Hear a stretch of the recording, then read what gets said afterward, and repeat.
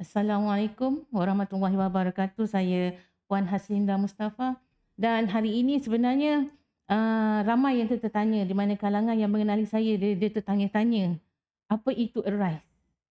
ARISE ni adalah sebenarnya adalah satu akademi yang untuk kita bawa kepada untuk wanita lah sebenarnya khasnya. Tetapi ada yang tanya juga dengan saya, lelaki tak ada ke? Nanti kita akan minta YB Roziah sendiri yang menjawab. Kerana akademi ini adalah dinamakan sebenarnya sebagai ada berkait juga dengan YB Roziah di dalam penubuhan akademi ini. Jadi daripada saya lah sebagai seorang wanita, kepimpinan ni sebenarnya pada saya bermula tidak semestinya daripada bermulanya kita dalam bidang politik, tidak. Pada saya, kepimpinan ni sebenarnya bermula diri kita sebagai seorang wanita, seorang ibu, seorang isteri dan juga seorang kakak dan juga seorang adik di dalam keluarga dan juga dalam komuniti. Itu kepimpinan daripada pandangan saya lah. Cumanya apa yang boleh saya katakan di sini, tokoh seperti YB Roziah ni sebenarnya selalu dikaitkan dengan usaha memperkasakan wanita dan keluarga. Dia terkenal memperkasakan wanita melalui dasar serta program pembangunan baik daripada peringkat masa-masa YB memegang jawatan sebagai ahli Dewan Negeri dan kini sebagai ahli parlimen, membuat dasar. Jadi beliau tidak lari daripada wanita dan keluarga. Pelibatan ini membuktikan bahawa wanita mampu membawa perspektif yang lebih menyeluruh daripada segi dalam tadbir urus. Jadi kita berikan kepada serahkan kepada YB lah untuk pandangan YB melihat peranan kepimpinan wanita dari sudut politik dan kehidupan seharian. Terima kasih Linda. Ini satu introduction yang seringlah ditanya kepada saya tentang bagaimana ataupun apakah sebenarnya perkara yang menyebabkan saya berusaha untuk melakukan perkara ini atau satu kelainan lah. Saya tak pastilah orang di sana, di luar sana memandang saya sebagai bagaimana ya, tetapi bagi saya punya misi dalam hidup, ya, saya punya cara kerja yang mungkin sebenarnya memang daripada awal saya bukan mengikut sesiapa, tetapi saya sedar bahawa perjalanan hidup saya selama ini ini bukan semuanya manis, kerana ada benda yang kadang kita terpaksa, ada benda yang kadang-kadang kita dipaksa. Tetapi itu hakikat dalam kita sebagai wanita lah, seorang wanita kan. Kita ni kadang-kadang perlu dipaksa itu baru kita tahu potensi diri kan. Betul, setuju. Jadi kalau nak kenapa saya cakap macam ni, sebab saya bila saya renung balik Linda, kehidupan saya daripada zaman remaja lah kan. Kalau kecil-kecil yang kanak-kanak tu tak usah ambil kira lah kan. Remaja bawa ke alam jadi wanita muda, lepas tu saya terlibat sebagai orang dewasa. Sampai sekarang saya rasa dalam perjalanan itu saya sendiri kadang tertanya-tanya apa yang membuatkan saya sampai di sini sekarang. Kalau kita lihat kepimpinan itu, orang rasa macam kita envy dengan kadang-kadang pemimpin-pemimpin masa dulu kan. Yes. Sebab macam wow, hebatlah dia sebab yelah dia ni macam ni sebab dia ada tu, dia ada ni kan. Tetapi bila saya imbau diri saya tahu saya memang bermula dengan tak ada apa-apa. Betul. Seorang yang pendiam, seorang yang introvert, seorang yang suka lebih mendengar daripada bercakap, seorang yang tak suka bantah cakap orang, tetapi bagaimana saya dapat keberanian untuk mula melangkah ataupun mula memberikan buah-buah fikiran dan sebagainya. Tapi perasaan ini sebenarnya mula menjadikan saya berfikir sebenarnya kat luar sana ramai je wanita macam tu. Betul. Kan? Ramai je macam tu. Jadi saya merasakan perjalanan hidup yang tak semua manis ni, tapi saya sedar sebenarnya kena ada tambahbaikan. Tapi ada satu mungkin motif kehidupan saya yang sebenarnya apa pun bila saya lalui, saya selalu ada satu kaedah, iaitu selalu mengimbau kehidupan sama ada yang aku buat ni okey tak? Kan? Apa yang kurang? Apa nak tambah? Ada masanya Linda, orang bagi saya kerja yang saya tak pernah ada pengalaman langsung. Ya, contohnya terutama dalam parti politik lah. Ya, kita tak pernah ada rujukan, kita tak pernah tahu macam mana, tetapi kita memulakan. Tapi kalau tak cuba kita tak tahu kan? Jadi bila kita tak ada rujukan tu, kita pun rasa macam kena buat sesuatu ni. Kalau tidak letih kita asyik bercakap je. Jadi kita Betul. kena buat satu rujukan supaya orang boleh ikut. Jadi pada saya itulah permulaannya yang menyebabkan saya rasa sekarang umur pun dah agak dewasa sangat kan. Dah warga lah, hempas sangat kan. Tapi saya rasa saya nak titipkan pengalaman hidup saya ni untuk saya bimbing lebih ramai wanita. Sebab itu satu perkara ya. Yang keduanya saya nampak saya rasa ramai wanita di luar sana, kadang-kadang mereka tidaklah bercakap secara langsung. Tetapi bila ruang yang saya buka untuk memimpin mereka, membimbing mereka, memberi idea-idea yang baik itu ataupun dalam perbincangan kan, pada saya macam biasa je idea-idea tu. Tetapi mungkin wanita di luar sana rasa macam, oh that's a good idea, why don't we pick up kan, ambil kat situ. Jadi saya merasakan bahawa rasanya saya kena buat sesuatu lah kan untuk kita meninggalkan satu jejak dan rujukan yang baik pada wanita. Jadi itu sebenarnya perkara. Dan ada benda yang ketiganya adalah saya kadang-kadang, ini saya minta maaf lah kalau saya guna bahasa yang agak sensitif sikit atau mengusik wanita kan. Setiap kali saya bersama dengan program-program wanita, jauh di sudut hati saya, kenapalah wanita ni dia macam nak buat program macam kelang kabut, kan? Tak tersusun, tak kemas, kan? Lepas tu kadang-kadang nak merancang sesuatu tu makan masa yang lama, kan? Nak dapat persetujuan sesuatu tu. Jadi pada saya, wanita ni tak pernah, wanita ni dia tidak ambil pendekatan yang terus menjurus kepada membina sesuatu tu dengan cepat. Ataupun dorang masih lagi stuck dengan budaya kita. Itulah maksud saya kan. Kalau dulu saya kalau mula program ke apa, terhege-hege, lambat datang kan. Lepas tu nak mulakan pun lambat kan. Lepas tu saya tengok, contohlah jadi pengurusi majlis je pun kan. Saya tengok salutation ke mana. Betul. Itu as simple as that ya. Saya nak cakap semudah itu. Mana dia punya protokolnya, salutation macam mana. Tetapi itu melambang tentang bagaimana wanita ataupun dalam program menguruskan kepimpinan wanita tu, elemen kecil-kecil ni kadang-kadang kita abaikan. Kita cakap kepimpinan tu memimpin dan sebagainya, tetapi kita tak bina daripada bawah kan. Betul, setuju. Dengan yalah saya kelang kabut dia. Sebab apa saya cakap? Kalau saya bandingkan bila saya diberi sesuatu urusan kerja tu, saya fikir kerja tu. Saya tak fikir baju apa nak pakai, nak bersiap tang mana yang lama kan. Saya fikir program tu dah saya bayangkan program tu kena begini-begini. Kalau sejam, apa impact dia, macam mana macam tu.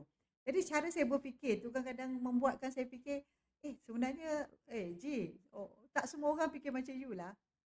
Saya faham tak? Betul. Saya takkan saya buat betul, tapi saya rasa macam mana saya nak buat supaya ramai wanita terpanggil untuk buat kerja yang lebih kemas, masa yang lebih dimanfaatkan kan. Lepas tu very precise. Dia lagi mudah. Wanita ni sebenarnya dia kena keluar daripada comfort zone diorang sendiri. Diorang perlu memberdaya dan memperkasakan diri diorang sendiri juga. Yelah, betul, itu betul. Kadang-kadang kita nak suruh dia tukar sesuatu pun tak mudah. Berdebatnya sampai 2-30 minit lah untuk dapat keputusan kan. Tak mudah. Very simple things. Betul. Lepas tu saya nak tanya juga Kak YB, kepimpinan wanita hari ini adakah berada di landasan yang betul, especially ni di dalam negara kita lah, Malaysia ni. Adakah betul di landasan mereka ataupun kita rasa macam masih ada lagi yang perlu diorang pelajari? Saya suka menjawab soalan ini dari aspek apa standard yang kita gunakan, ataupun ada tak data-data yang menjurus kepada kepimpinan ni lah. Kalau tidak, tak fair lah. Macam orang nak anggap saya bagi pandangan yang kosong kan. Sebenarnya saya, alhamdulillah semenjak saya jadi wakil rakyat, ahli parlimen lah ya, saya lebih terdedah kepada peringkat antarabangsa. Bila di situlah sebenarnya saya mempunyai satu pandangan yang sedikit kritikal tentang kepimpinan di Malaysia kan. maksud saya ukuran yang kita guna ya di Malaysia, Hmm. kita mungkin rasa macam ramai wanita masuk sekolah, wanita dapat di tempat kerja, wanita yang ada berjawatan dan sebagainya, tetapi rupanya di peringkat antarabangsa, Women's Gender Index ni masih di kepimpinan wanita Wanita. ini masih lagi diukur di tahap berapa ramai wanita yang membuat keputusan itu berada di tempatnya. Contohnya dia Hmm. diukur, kalau kita menteri ramai pun masih diukur. Indeks tu mengguna pakai berapa ramai ahli parlimen wanita. Contoh kalau di Malaysia sekarang ni kita hanya 13.8%. Hmm. Kita Banyak. punya standard yang diguna pakai di peringkat antarabangsa adalah 30%. Jauh Kita sangat. mau minima, maknanya minimum 30%, bukan ceiling 30%. Maknanya lantai pencapaian tu kita kena cecah 30%. Ini adalah lantai yang diletakkan semenjak SIDOR dulu tahun 1945. Ya, satu persetujuan bersama di Beijing 1945. Dah lama dah. Ya, berapa tahun dah tu? Dah lama dah. Ha. 31 tahun.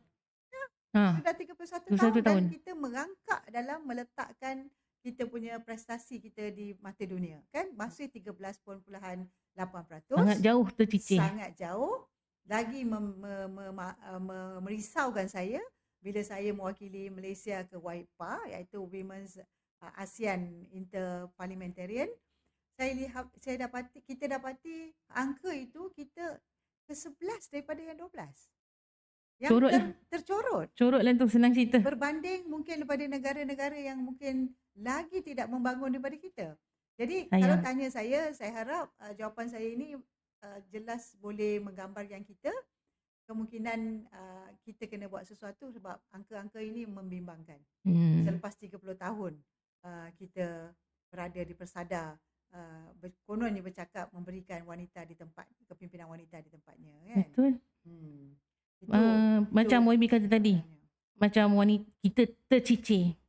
Banyak, memang tercicir. Pada saya memang jauh sangat-sangat. Sebab 31 tahun untuk kita dapatkan gap tu, saya rasa kalau betul ada tokoh pimpinan yang boleh membawa wanita sampai sekarang, saya rasa kita dah setanding dengan negara-negara luar yang ada pemimpin wanita yang lebih daripada 30%.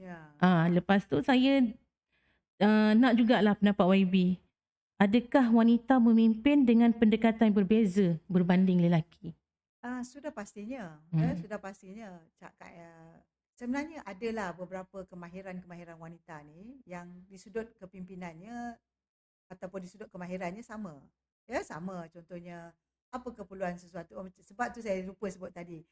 Yang persoalan awal saya tadi, saya cakap bila saya lihat tentang kepimpinan ni, kadang-kadang saya dapati sebenarnya kepimpinan ni bukanlah dilahirkan. Dia boleh dibentuk. Yep. Dia boleh dibentuk. Jadi yang dibentuk itu yang sebenarnya kita nak lihat, kan? Ataupun kita nak bagi exposure, pendedahan kepada wanita. Sebenarnya jangan takut. Pemimpin ni boleh je sesiapa, tetapi dengan syarat kamu belajar, kamu mempunyai kemahiran-kemahiran tertentu. Jadi soalan yang baru Linda cakap tadi tu, maksudnya macam mana apa tadi soalannya? Kita pendekatan wanita, kepimpinan wanita dengan lelaki. Apakah berbeza? Beza dia. Kan? Dia memang sedikit berbeza lah. Sedikit berbeza sebab wanita ni dia secara semula jadinya dia ada kata apa ya, attitude dia yang sedikit berbeza, kan? Satu, mungkin tak ramai wanita yang lebih lantang dan berani. Memang kehidupan mereka selalunya lebih tidak suka dicabar. Banyak perasaan takut dia lebih daripada yang berani, kan? Kadang-kadang mereka tak suka krisis. Betul. Kan? Orang lelaki dia suka je, kan? Kadang-kadang kita ni yang perempuan ni ataupun kepimpinan wanita ni bila dicabar 1-2 ayat aja dia dah ke belakang. Betul. Kan? Jadi bagaimana kita nak katakan benda tu, tak kisahlah lelaki ke perempuan, kau kena ada attitude ataupun skill tu. Betul. Kan? Jadi pada saya yang membezakan dari sudut biologikal je. Suara kita mungkin sedikit lembut. Yep. Ya, tetapi suara lelaki mungkin lebih tegas. Betul. Tetapi persoalannya apa yang kita nak deliver tu yang lebih penting. Apakah yang capai kepada matlamat yang ada lah. Adakah kerana keciciran ini yang membuatkan YB menumbuhkan Arise? sebelum YB menjawab soalan saya ni, kita nak orang luar tahu. Arise ni, okey, saya bagi tahulah Akademi Rozak Ismail Social and Empowerment. Jadi YB, kenapa? Kenapa Arise? Sebab apa yang difahamkan Arise ni ditubuhkan selepas kita lihat, maaflah saya sentuh bab politik sikit ya. Pemilihan yang lepas ramai wanita-wanita kita yang terpinggir dan dipinggirkan. Kebanyakan mereka bukan tak layak, bukan tak bagus. Mereka bagus tapi mereka dilupakan. Jadi adakah ini asbab kenapa YB menubuhkan Arise? Atau YB, Arise ni ditubuhkan selain daripada yang saya sebut tadi, adakah kerana untuk YB mencari lagi bakat-bakat baru di dalam kepimpinan wanita? Satu, sebab saya rasa diri saya tak boleh saya biarkan apa yang telah saya lalui ini tidak didokumentasikan ataupun di-share dengan ramai orang. Itu pertama. Saya rasa ada benda-benda yang saya telah pun lalui dan telah pun saya laksanakan dan it's very practical kepada wanita untuk menjadi seorang pemimpin. Yang keduanya, saya rasa memang rimas dengan angka-angka, ya, angka-angka yang kita belum capai. Kadang-kadang kita baru nak capai, ada pula beberapa perkara yang menyebabkan kita dicicirkan. Ya? Jadi bukan sebab this is normal. Maknanya dalam politik ni memang kebiasaan. Kuasa itu kadang dia tak suka orang lebih hebat daripada dia, kan? Kadang dia suka mencengkam dan sebagainya. Tetapi yang lebih merisaukan saya, wanita sendiri tidak pandai stand up. Untuk wanita sendiri tidak pandai ataupun tidak membawa diri untuk menuntut hak dia sendiri. Atau dia membiarkan aja apa yang berlaku pada diri dia orang. Apa yang berlaku, alah redha je lah. Tapi kat belakang punyalah kutuk lah, inilah itu kan. Membawang ni, membilis ni semua cukup. Betul. Kan? Tapi budaya tu kita nak shiftkan. Kan? Kita nak bila berlakunya perkara ni, kita kena rasa, kita nak orang lagi ramai yang boleh memimpin. Dan saya baru terperasan bahawa takungan-takungan ni tak cukup. Ya, maknanya bila kita kata takungan, maknanya kita ada a pool of women yang telah pun kita bimbing. Yang mereka ada satu semangat, satu jati diri yang sama untuk menghala kepada benda yang sama. Sebab itu saya rasa sampai masa kalau kita boleh membimbing cara yang kita buat. Ada banyak lah Linda kalau nak pergi kursus-kursus kepimpinan kat luar tu. Banyak. Kan? Banyak. Boleh je keluar duit, ada je yang nak national, international, ada yang nak pendek, jangka panjang. Tetapi bagi saya, kenapa saya tambah satu lagi yang ada daripada yang ada di luar sana adalah pada saya, this is my personal contribution untuk melahirkan kepimpinan wanita yang saya rasa saya nak tengok perubahan itu datang daripada wanita yang saya pimpin. Nah, insyaAllah itu perasaan saya lah buat masa ni kan. Okey. Daripada apa yang saya nampak lah, macam saya sendiri adalah menti YB Roziah semasa Akademi Kepimpinan Wanita di Selangor, kohort 1. Okay. Saya banyak belajar dan saya banyak juga praktikkan apa yang YB ajar, terutamanya daripada ASK itu sendiri. Attitude, Skill and Knowledge. Okay, saya memang aplikasikan.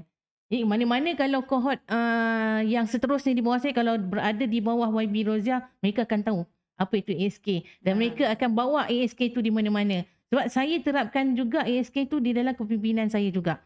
Saya orang biasa-biasa saja, tapi saya menggunakan ASK itu untuk develop wanita. Dia sangat berkesan. Jadi, sekarang YB di peringkat international. Saya rasa untuk membawa wanita ni atau membuka mata wanita ni daripada segi kepimpinan peringkat international.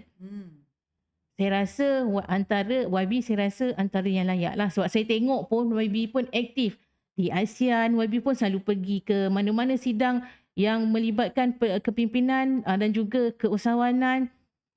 Banyak YB involve peringkat international. Jadi adakah perlunya kepimpinan penglibatan wanita dalam kepimpinan dalam politik ni memberi kesan kepada membentuk dasar negara tu sebenarnya? Soalan ni memanglah ada. Tetapi itulah beza arise ni adalah kita membentuk kepimpinan Hmm. yang akan mengisi ruang-ruang politik. Okey. Ya, politik ni semua kalau masuk kelas saya dia fahamlah apa tu politik dan sebagainya kan. Tetapi maksudnya kita tahu negara Malaysia ni adalah negara yang mempunyai perlembagaan dia, ataupun kita kata kita praktis raja berperlembagaan, Mm-mm. dan kita praktis demokrasi. Makna nak kena dipilih kan, dipilih menang pilihan raya, barulah kita boleh berada di tahap sekian-sekian, barulah kita boleh membuat dasar ataupun undang-undang yang ada kan.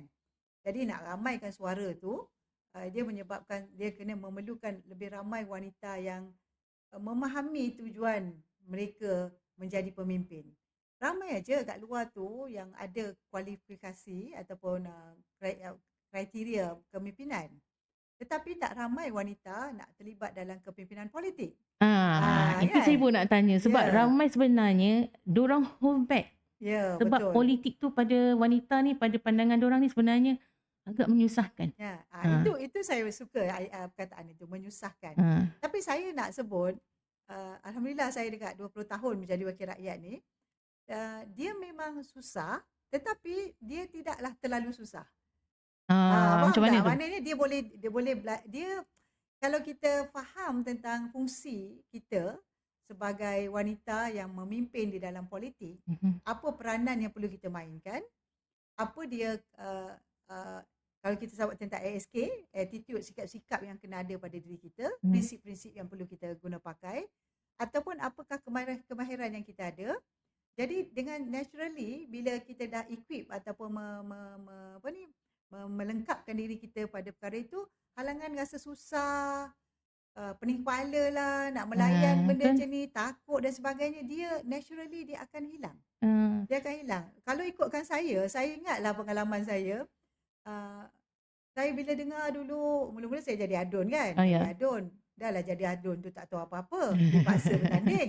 Lepas tu tak apalah, bertanding lah. Lawan lelaki pula tu kan. Lelaki seorang lelaki yang pernah majoriti tertinggi di Malaysia, 98,000 undi. Wow. Maknanya seorang yang orang yang dikenali lah kalau di Shah Alam tu. Kan. Lepas tu saya memang kata ini macam langit nak jatuh atas kepala lah kan. Orang nak suruh aku bertanding, aku ni tahu pun tak apa benda tu semua. Tetapi ada satu masalah saya ni, saya suka ambil cabaran.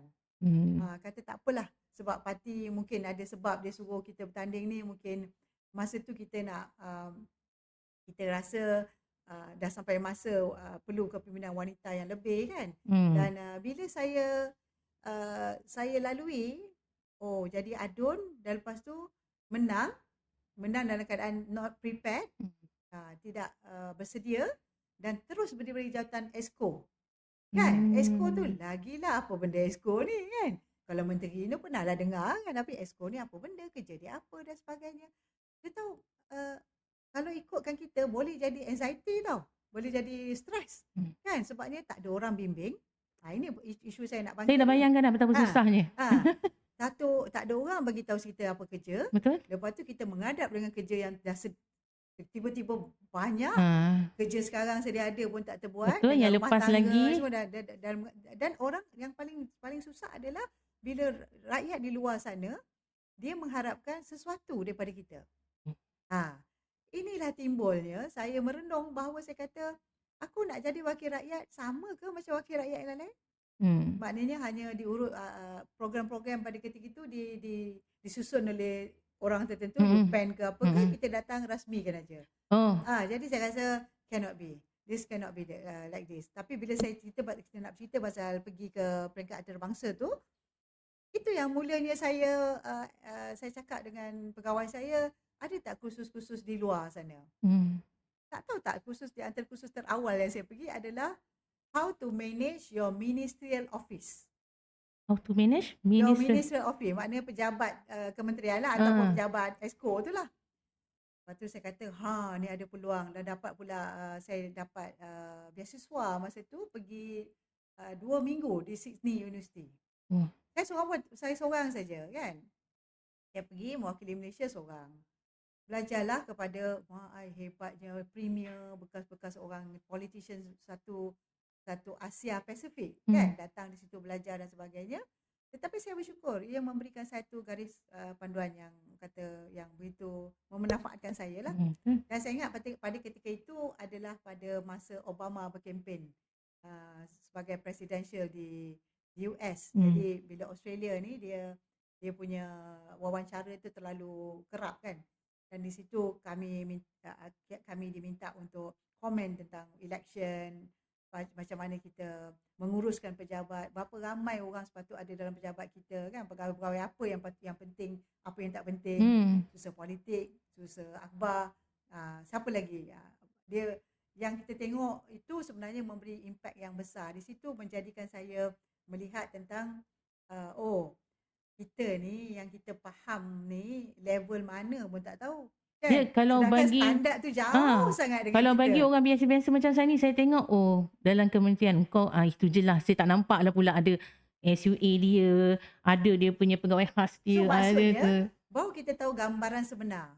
Kalau kamu masuk politik dan kamu menang pilihan raya, bekas kita dalam partai politik kita menang, dan bila kita menang ada tugas yang menunggu dan ada benda yang anda kena isikan kemahiran anda tu segera mungkin. Betul. Kerana masa yang ada pada anda tak lama, Tak lama, 5 tahun betul, aja. betul. Itu pun kalau tak berlaku apa-apa. Kan? Jadi, so can you imagine these 5 years apa yang anda nak buat? Dan pada itu juga susah sebab kita baru mengambil alih kepimpinan 60 tahun kepimpinan Barisan Nasional di Selangor masa tu. Kan? Jadi harapan tu terlalu tinggi. Pressure tu pun tinggi. Kecewa pun selalu kecewa pun tinggi. Dan di keliling saya tak nampak ramai wanita yang boleh kata satu wavelength dengan saya untuk melaksanakan perkara ini. Jadi apa persoalannya? Kita kena mencari saya rasa saya perlu mencari aja, saya perlu menebas benda-benda negatif yang ada dalam diri saya, yang juga saya rasa benda negatif yang ada kepada wanita, ketakutan, tak confident kan, ataupun tak sure apa nak buat dan sebagainya. Dan saya ingat saya pernah pergi belajar, bukan tu saja belajar tentang pasal hak tanah, macam mana nak buat keputusan yang baik, bagaimana nak baca dokumen yang besar-besar ni cepat kan, sebab era saya masa belajar tu saya dah tinggalkan lama kan. Jadi nak kembalikan tu cepat. Jadi sebab itu saya rasa soalannya kesan yang perlu kita buat bila kita dalam kepimpinan ini, kita kena sedar satulah, jangan fikir kita je. Kita kena fikir jejak yang kita lalui ni pada siapa kita nak tinggalkan. That's why orang yang dekat luar sana, YB 20 tahun pengalaman. That's why, big why. Kenapa you all kena join Arise? Betul tak YB? Okay. Sebab itu kita timbulkan Arise. Ya? Arise ni adalah satu akademi. Walaupun permulaannya kalau saya jangka apa ya, senang kan, saya nak hold ada orang kata ada sikit lah orang kata nama saya di situ kan, supaya mengingati bahawa you need to do something. Anda perlu buat sesuatu. Sebab tu akademik Rozia Ismail. Sebab biar kalau orang kata apalah YB Rozia ni ataupun Rozia nak buat, saya nak buat apa yang saya fikirkan. Sebab tu saya namakan akademi saya. Kalau you nak pergi belajar tempat lain, pergi tak apa. Tapi kalau nak belajar, mungkin ada sedikit aspirasi yang ada dalam diri saya yang anda nak contohi, datanglah ke akademi saya. Untuk apa? On social empowerment. Kan? Kita nak ada pemberdayaan di sudut kemasyarakatan. Sebab pada saya, Linda, wanita tu bukan fungsinya hanya kepada diri dia, peranan dia kepada keluarga, tetapi dalam masyarakat. Saya setuju. Itu yang selalu kita ketinggalan. Kita tak tahu nak terlibat dalam masyarakat ni macam mana. Kan? Especially dalam kepimpinan politik. InsyaAllah. Okay. Saya dimaklumkan juga, Arise ni, di bawah Arise tu ada beberapa entiti yang boleh membawa wanita ni dan memberdaya dan memperkasakan wanita ni. Dia ada apa yang saya maklumkan, dia ada Mekah, dia ada Rus, dan biasa lately ni dalam sebulan ni lah kita ada podcast. Okay. Mekah ni sebenarnya apa YB?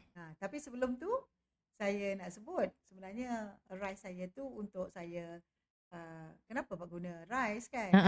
Saya nak bangkit Rise with purpose. saya nak wanita bangkit tu ataupun bangun atau bersedia itu dengan tujuan. Hmm. Ya, lepas tu kita nak bila kita memimpin tu biar ada impact. Betul. Ya, kadang-kadang kita cerita, dia tu orang kadang-kadang keliru antara pemimpin dengan yang berjawatan kan, tetapi kita nak ramai lagi kepimpinan wanita, dia bila memimpin tu dia ada impact. Kesan tu nampak. Kan? Kesan tu bukan nampak dia macam katalah saya dulu daripada ADUN jadi ada parlimen, itu untuk saya. Tetapi kesan kita tinggalkan dasar yang baik, kita nampak wanita mula faham tentang politik, kita nampak tentang perubahan-perubahan minda, cara fikir, cara buat wanita itu pun berbeza. Dan kita nampak kesan kepada diri mereka tu sendiri dalam meletak hala tuju diri. Betul. Itu penting. Sebab tu kita ada rise with purpose, lead with Impact. Sebab kalau tidak, pergilah kursus mana-mana pun kan. Tak Sebab jadi. tu kita ada bimbingan sebenarnya. Apa yang saya nak buat di dalam Arise ni, kita tak perlu ramai. Macam saya lah, sedar tak sedar, kohort di bawah Wanita Berdaya Selangor, saya dah sampai kohort kelima saya pegang. Ramailah, mungkin ada 6 orang. Masa time Linda itu 12 rasanya. 12. Ada yang 6, ada yang terkini saya punya mentee saya ada 10 orang kan. Tapi bila mana saya memimpin, walaupun kohort mana pun, saya dapati cabaran besarnya adalah datang daripada latar belakang yang berbeza. Sangat berbeza kan? Sangat-sangat berbeza. Baik di sudut akademiknya, kefahamannya, attitude-nya, semua berbeza. Jadi cabaran pada saya adalah perbezaan yang ada ini, macam mana saya nak paling tidak dia ada 1-2 benda yang sama je semuanya akhirnya dalam masa tempoh yang saya bagi kan. Kalau anda bercakap tentang politik, saya nak lahirkan wanita yang paling sikit ada kayu ukur politik nilai itu. So dia faham tak apa tu nilai, politik apa yang nilai, macam mana dia perlu berprinsip supaya dia tak goyah dan sebagainya kan. Jadi dari situ sebenarnya asas kepada Arise ini adalah kepimpinan, tetapi kepimpinan yang membekalkan beberapa ilmu-ilmu yang asas tentang apa tu nilai, apa itu pengurusan masa, apakah itu komunikasi yang baik, bagaimana dia berkomunikasi. Dan bila saya sebut tentang kadang-kadang orang boring nak terus masuk politik. Betul tak? Sebab dia punya picture politik tu politik. Dia tak nampak politik tu sebenarnya dia bercabang-cabang sebenarnya. Dia bila kata politik, itu bukan akulah nak masuk situ. Tapi bila saya cakap tentang, kita cakap tentang tadi Mekar kan, kita cakap tentang objektif kita untuk capai, tetapi jalan untuk capai itu pelbagai. Maksud saya macam ni, kita datang mungkin daripada yang berminat politik itu senang dah. Kita dah boleh mold terus dah kan. Tetapi yang kita tengok bakat-bakat yang banyak wanita ni, kita kena buka ruang supaya bermula daripada kepimpinan lain. Betul. Dia boleh masuk. That's why kita kata selain daripada tu kita buat Mekar, kita buat ROSE. ROSE tu apa? Rangkaian organisasi Serikat Ekonomi. Sebab saya tengok wanita-wanita ni suka berniaga, jadi usahawan dan sebagainya. Dan dia tak sedar sebenarnya bila jadi usahawan tu banyak elemen positif dalam diri dia. Sangat. Sangat. Betul, dan saya nampak kalau macam tu, why not kita boleh ambil daripada talent tu untuk kita bimbing supaya dia faham kalau dia nak pergi jauh, keusahawanan ini tak boleh berbincang hanya keusahawanan aja. Dia kena juga bawa ke dalam medan politik. Betul. Supaya orang politik mereka tak sedar sebenarnya badan keusahawanan tu mereka sebenarnya terlibat juga dalam politik. Dia mesti ada kaitan. Lepas tu saya tengok saya pelik sikit lah. Saya tengok apa minat wanita dulu kan. Selain daripada memang dah terjurus ataupun terjerumus termasuk ataupun dah memang masuk dalam politik, kita nampak tadi ada ramai wanita yang dah minat dalam keusahawanan. Dan yang ketiga ni saya tengok wanita ni suka melancong. Betul. Kan? Seronok kan melancong. Betul, lagi-lagi kalau bercuma kan. Kalau boleh lah. Sikit-sikit rombongan, orang panggil sampai ada istilah rombongan cekiah.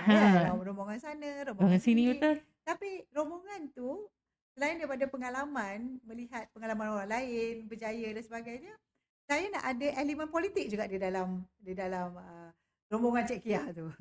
Mesti ada. Walaupun kita pergi mana-mana rombongan tu, unsur politik tu tak kita akan bawa balik jadi, sebenarnya. kenapa saya buat macam ni? Saya nak akhirnya dalam latihan Arise ni nanti, mereka akan rasa bahawa kita tak boleh lari daripada politik. Ya, kalau kita kata rombongan tu lah kan, rombongan. Kalau anda betul nak tengok dalam sosialisasi, dalam kemasyarakatan, cabaran bila kita tengok satu contoh, katalah kita pergi ke satu tempat lah, katalah dalam Malaysia, kan kita pergi tempat orang asli contohnya kan. Kita tengok orang asli, tengok kehidupan dia. Beza sangat dengan kita, kan? Tu sambil-sambil tu pergilah tengok melawat tempat perangainan dan sebagainya. Tetapi kita terasa tak bahawa ada benda yang kita rasa kita kalau ada lah orang kata ruang yang nak bagi kita contribute, kita nak buat sesuatu pada orang asli. Kan?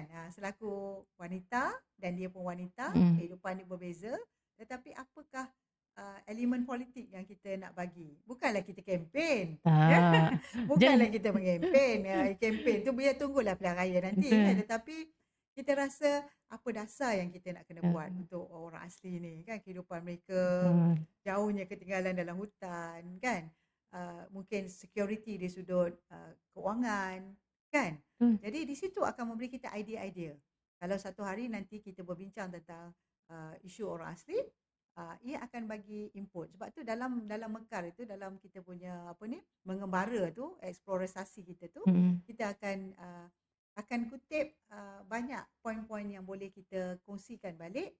Dan saya nak keberanian wanita ini bukan sahaja seronok, tetapi bila dia dah mengumpul fakta-fakta ini, dia boleh mengajukan kepada mana-mana ahli parlimen. Untuk kalau sekarang tak ada lah ahli parlimen wanita dan sebagainya, mengajukan bahawa pandangan mereka. Sebab engagement kita dengan orang politik ni, kita tak rasa alah apa kena-mengena dia dengan saya tak minat, tetapi saya nak cuba wanita mulakan minat itu supaya dengan rasa mulanya kebajikan, rasa terpanggil, tetapi akhirnya kita rasa kita nak mengajukan perkara ini. Jadi kutipan daripada kita pergi mengembara dengan nota-nota kita tu boleh kita jadikan satu dasar untuk mungkin dicadangkan kepada pihak-pihak tertentu. Okey.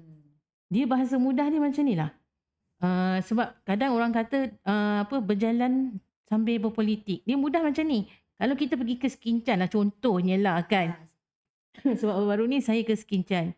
Dia ada satu pusat. Satu pusat. Saya nak sebutkan nanti kita kempen kan. Kita kalau boleh, kalau kita kempen, bagilah kita sikit dana, betul tak? Itulah. Tapi dia ada satu pusat. Dalam tu dia ada semua produk wanita. Jadi bila kita balik kat tempat kita, kenapa tak suruh YB buat tempat macam ni? Itu dia Mekar, tujuan Mekar sebenarnya. Bukan sekadar idea dia sebenarnya.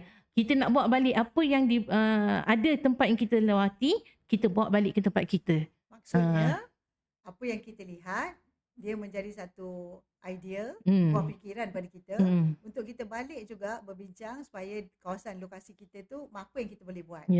Dan itu yang kita nak kan, kita kata lead with impact. Kan? Kita pergi dan bila dia pergi tu, contohnya Linda pergi Sekincan, nampak ada satu benda yang boleh memberi impact kepada kawasan sendiri. So kita kata why not kita buat sesuatu untuk laksanakan. Itu yang pentingnya. Hanya seorang pemimpin yang akan rasa benda tu nak dilaksanakan. Betul. Kan? Tetapi cabaran dia memimpin ni, dia kena ada pengikut. Kita balik, kita seorang marah, kita seorang yang lupa wakil rakyat, tapi yang saing-saingan kita tu tidak membawa aspirasi yang sama, dia tidak ada kesannya juga. Betul. Jadi itu penting. Jadi memang maknanya idea translate kepada program atau dasar yang boleh membangunkan lagi wanita di tempat lain, bukan di tempat itu. Itulah Arise sebenarnya. Kalau ada sesiapa masih tertanya, itulah Arise sebenarnya. Dia bukan hanya untuk bukan shopping je tau. Bukan. Ada shopping ni. Kalau pergi Arise, bawa lah duit sendiri. Shopping dia hanyalah shopping knowledge pengetahuan yang percuma, insyaAllah. Dia bukan hanya, Arise ni bukan hanya untuk memenuhi takungan kepimpinan wanita, tapi kita memenuhi juga usaha wanita yang ada. Tapi sebenarnya saya nampak kat sini, usaha wanita kita ni sebenarnya mereka tak nampak. Sebenarnya mereka ni sedang berpolitik sebenarnya. Tapi Yalah, dalam sebab tak kalau sedar sebenarnya. bahasa tinggi sikitlah, istilah yang digunakan kita perdanakan politik. Ya itu Itu dia. bahasa dia. Maknanya secara tak langsung di dalam arus perdana itu kan apa-apa yang kita buat tu kita kena masukkan elemen politik itu kan. Baru dia sedar, oh kat sini pun saya kena berperanan. Oh baru dia sedar bahawa elemen politik itu penting ataupun elemen kepimpinan itu penting di dalam di mana-mana juga dia Betul. duduk kan. Jadi mengarus perdanakan tu. Mainstreaming itu kan. Jadi bila dia dah arus tu dah deras lalu tu tak payah kita cakap banyak dah, semua dah faham insya-Allah. Tapi Okey. sekarang arus tu tersekat-sekat. Kadang-kadang arusnya langsung tak ada. Jadi siapa nak faham? Tapi kalau Kan? ada pun dia keruh YB. Tak nampak ke Betul. bawahnya. Lepas tu YB, saya lah selaku YB punya mantan menti YB lah. Kohort 1 dulu. Mantan Di sekarang dalam belum menti lagi. Tak menti dah. masih menti tapi saya mungkin akan jadi menti dalam RISE lah. Jadi saya ada beberapa soalan tambahan lah. Daripada dulu sebenarnya saya nak tanya, saya nak tahu siapakah figura wanita yang paling memberi inspirasi kepada YB sendiri? Figura. Yes, wanita. Figura Tak kira dalam bidang politik, dalam life YB. Susah juga nak jawab ni kan. Sebab saya dulu kita tak banyak contoh lah sebenarnya. Zaman saya lah, saya ni baby boomers kan. Kalau ada pun contoh-contoh nama-nama yang lama-lama tu kita kenal lama, kita tak tahu, kita tidak mengkaji. Contoh macam Tan Sri Aisyah Ghani, zaman dulu kita ada nama Fatimah Tun Fatimah kan. Pembacaan melalui pembacaan. Figura yang kata kita duduk sekali dengan dia ataupun kita lihat ketukuhannya kan. Macam saya sebut tadi lah, kita contoh depan mata tak ada. Kecuali macam kita tengok Rafidah Aziz, kalau kita kata figura untuk melihat keberanian wanita berucap ke peringkat berucap cara gaya bahasanya very precise. Lepas tu ada impact daripada ucapan dia, mungkin Rafidah Aziz. Yes. Tapi kalau kita lihat tentang figura kepimpinan kebajikan, yang itu paling ramai lah boleh kita dapati kan. Kebanyakannya menteri-menteri lah, mata-mata menteri kan. Tapi figura yang saya nampak yang boleh membentuk wanita di Malaysia kan, seangkatan dengan saya ataupun ke depan sikit daripada saya, susah saya nak namakan.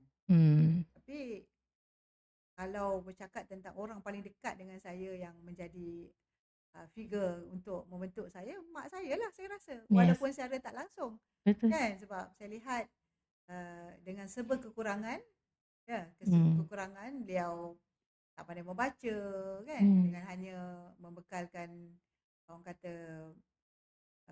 kata aspirasi untuk maju ke depan. Dia tak pernah ketinggalan untuk belajar. Walaupun saya ingat sekali basikal bawa dia pergi belajar dekat sekolah orang tua. Kami anak polis kan. Lepas tu saya tengok bagaimana beliau menguruskan perniagaan beliau yang kecil sangat, taklah besar. Tetapi bila saya tengok mak saya ni figure dia bukan saja meniaga nak untung tetapi nak menolong. Pelik sangat saya tengok kan. Menolong. Lepas tu mak saya juga yang mengajar saya supaya kita kena selesaikan masalah. Jangan kita jadi sebagai masalah kan. Di antara contoh yang paling mudah, saya selalu bawa contoh ni. Kalau kita nak pergi mana-mana rombongan sekolah contohnya kan, kita tak cukup duit, mak saya selalu tak pernah cakap, tak payahlah kita tak ada duit. Kan? Tapi mak saya cakap, jom kita sama-sama usahakan duit tu. Macam tu. Kebetulan cikgu-cikgu dulu bagi tahu 2 bulan sebelum tu kan. Jadi jom kita ni. Jadi di situ sebenarnya bahasanya bukanlah bahasa macam sekarang emotional, EQ lah kan, istilah-istilah saintifik ni kan. Tetapi dia dah guna pakai dah benda tu. Jadi bila saya imbau balik, saya rasa itulah agaknya figura yang membentuk karakter diri saya kan. Tetapi tidak dinafikan lah dia figura-figura lain yang saya cakap tu. Selain daripada itu juga saya ingat dalam politik saya kena sebut nama Wan Aziza kerana pada saya dia ada keberanian di sudut mengambil alih tugas memimpin Hmm. bila mana suami dia ditahan. Hmm. Jadi dia masuk penjara. Tak ramai wanita nak buat mungkin Betul. kan. Tetapi beliau ambil inisiatif itu. Jadi kalau kita tengok pada saya tak tahu orang lain. Jangan jadikan hanya seorang aja figura. Betul. Nanti jadi jadi taksub pula. Ah. Kan? Jadi kita ambil figura-figura yang banyak, kita ukur dengan diri kita di mana sebenarnya yang kita nak simpan menjadi orang kata rujukan kepada Betul. kita lah, insyaAllah. Itu nampak dia. Nampak tak impact arise dekat situ. Jadi sebab kita kena ajar juga student-student ataupun mentee kita saya nanti adalah untuk mereka pandai memilih siapa orang yang nak dia follow ataupun nak diikuti kan. Apa dia perkara-perkara yang dia boleh ambil contoh tauladan lah. Itu penting kan. Sebab wanita ni kadang kurang maklumat. Betul. Jadi dengan adanya Arise nanti kita akan sama-sama orang kata bantu mereka untuk resourceful. Menjadi orang yang ada sumber lah ya, sama ada sumber-sumber itu berkaitan dengan pengetahuan ataupun berkaitan dengan pengalaman. Itu yang kita nak ketengahkan, insyaAllah. Soalan YB last sebelum kita penutup. Pernah tak YB berada di titik paling sukar dalam perjalanan politik kepimpinan ni, dan bagaimana YB bangkit? Sebenarnya beberapa kali lah. Beberapa kali ada titik-titik rendah lah katakan, sampai kita down dan sebagainya. Kat situ juga sebenarnya membagi saya satu aspirasi kan, untuk peritnya kalau kita tak ada orang bersama kita. Faham tak? Maksudnya kalau kita susah, kalau kita jatuh atau bukanlah jatuh, kalau kita di titik yang bawah tu, kita ada orang yang memahami, ada orang yang boleh berkongsi perasaan dan berkongsi banyak perkara, mungkin kita tak rasa kata apa, stres sangatlah ataupun bersendirilah kan. Tapi saya banyak kali melalui langkah yang selalu saya ambil ni adalah langkah yang bukan orang suka ambil. Jadi selalunya bersendirilah. Kan? Maknanya saya ambil jalan yang lain.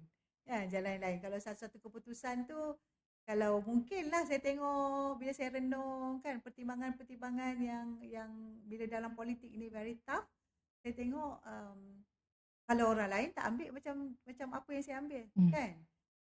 Contoh kalau dulu pernah satu ketika saya bertanding dan saya telah pun diumumkan menang kan.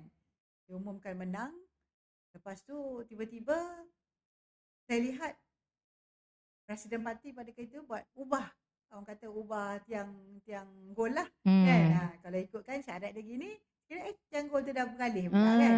Jadi di situ saya rasa macam amat kecewa, amat rasa macam kenapa benda ni berlaku dalam parti kita sendiri, yang saya rasa kita mementingkan keadilan lah. Saya rasa bukan YB je yang kecewa dan sedih. Saya rasa pengikut-pengikut yang mengundi YB juga. Itu satu perkara. Tetapi katalah pada ketika itu saya ambil langkah yang melawan, keluar parti semua kan. So saya rasa tak apa. Pada saya, sebab saya jarang boleh terima kalau kita langgar garis-garis merah ni. Sebab itu melanggar prinsip saya. Jadi di situ bila perkara tu saya kata tak apa, tetapi itu memberikan saya satu kekuatan sebenarnya kan. Bangkit balik, cuba lagi kan. Bangkit balik sebab saya bertanding bukan sebab jawatan. Saya bertanding sebab saya rasa saya nak bawa satu benda baru, benda besar kepada Parti Keadilan, especially kepada wanita lah. Tetapi lah saya cakap yalah, kalau kita berusaha, kita Allah izinkan benda tu tak capai, ada hikmahnya saya cakap. Tetapi dalam masa yang sama saya kata kemungkinan, is it worth for me to fight for? Something like that lah maknanya kan. Maknanya saya akan ambil jalan yang okay, tak apa. Tetapi dengan syarat jangan langgar red line gitu. Yang buat salah bukan saya nak kata. Ya, saya dah cuba, saya dah usaha, saya dah terbaik. Tetapi kalau kesilapan tu dibuat oleh orang lain, terpulanglah dia macam mana dia nak menjawab kan. Saya tak akan kompromi dalam kesilapan yang ada lah. Kata akhir YB untuk bakal-bakal peserta Arise kita. Satu, kita nak wawarkan cepat daftar diri sebagai mentee ya, sebagai nanti di dalam Arise kita akan bagi link kita kat situ, isi borang dan sebagainya. Kita agak special sikit ya, borang-borang yang ataupun detail butiran yang akan saya bagi ini, saya akan minta beberapa perkara dulu baru kita bagi offer. Baru kita offer untuk sama ada anda boleh masuk kursus-kursus yang mana. Okey. Jadi mengikut kepada minat, mengikut pada yang ada kan. Jadi saya selalu sebut, saya banyak kali saya sebut saya bukanlah orang yang terbaik ya, tetapi saya rasa saya perlukan juga anda semua untuk saya tambah baik lagi diri saya, tambah lagi baik lagi kepimpinan yang ada, dan akhirnya cita-cita saya yang besar adalah untuk melahirkan ramai lagi kepimpinan wanita dalam politik. Saya nak tengoklah kalau Allah izinkan dalam hidup saya 13.8% itu meningkat daripada tahun ke tahun ataupun InsyaAllah. penggal ke penggal kan.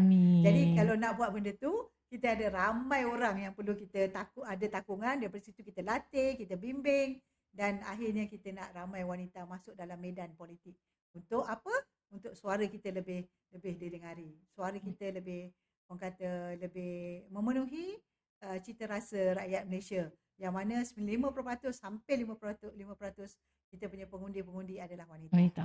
Ya. Betul. Kita bukan nak lawan lelaki, Dan bukan kita nak kata kita lebih hebat daripada lelaki. tidak. Tinggal lagi kita nak memastikan suara dan juga semua keperluan wanita itu sama-sama diletak di meja yang sama bila berbincang. Betul. Okey. Terima kasih YB. Harap apa mereka yang di luar sana yang masih tertanya-tanya apa itu Arise, apa itu Arise. Ini adalah Arise. Daripada awal perbincangan. Bangkit, jangan tidur. Bangkit. Daripada awal perbincangan tadi hingga ke akhir perbincangan ni, kita membawa sebenarnya suara wanita. Suara wanita untuk bangkit. Suara wanita untuk kenal diri. Suara wanita untuk tahu di mana sepatutnya aku berada. Jadi akhir kata dan akhir kalam daripada saya, wanita tu sebenarnya bukan lagi menunggu ruang untuk diberi. Dan wanita tu sebenarnya mereka perlu mencipta ruang mereka sendiri. Akhir kalam daripada saya, sehingga kita berjumpa lagi insya-Allah, dan saya sudahi dengan Assalamualaikum warahmatullahi wabarakatuh.